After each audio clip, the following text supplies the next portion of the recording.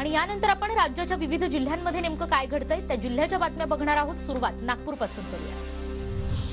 नागपूर महापालिकेच्या मालकीच्या 140 कोटी रुपयांच्या जागेची अवैध विक्री, मनपाच्या तक्रारीनंतर पोलीस ठाण्यात 10 जणांवर गुन्हा दाखल। नांदेडच्या माळेगावमध्ये खंडोबा यात्रेचा उत्साह, यात्रेला भाविकांची मोठी गर्दी, जत्रेची ड्रोन दृश्य कॅमेऱ्यात कैद।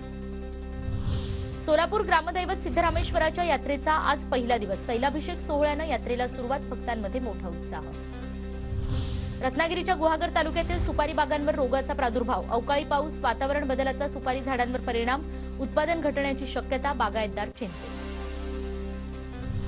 जळगाव जिल्ह्यात बदलत्या वातावरणाचा केळी पिकांना फटका, पिकावर रोगाचा प्रादुर्भाव, पिकांची वाढ खुंटल्यानं शेतकरी आर्थिक संकटात।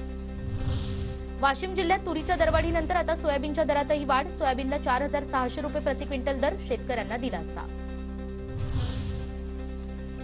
नांदेडच्या ग्रामीण भागात शेतकऱ्यांचा उन्हाळी मिरची लागवडीकडे कल, यंदा दुपटीनं मिरचीची लागवड, मिरचीला चांगला दर देण्याची शेतकऱ्यांची मागणी। गोंदिया जिल्हा कृषी आणि पौष्टिक तृणधान्य महोत्सवाचं आयोजन, 225 स्टॉलवर मिळणार विविध माहिती, कृषी अभ्यासक आणि नागरिकांसाठी परवानगी।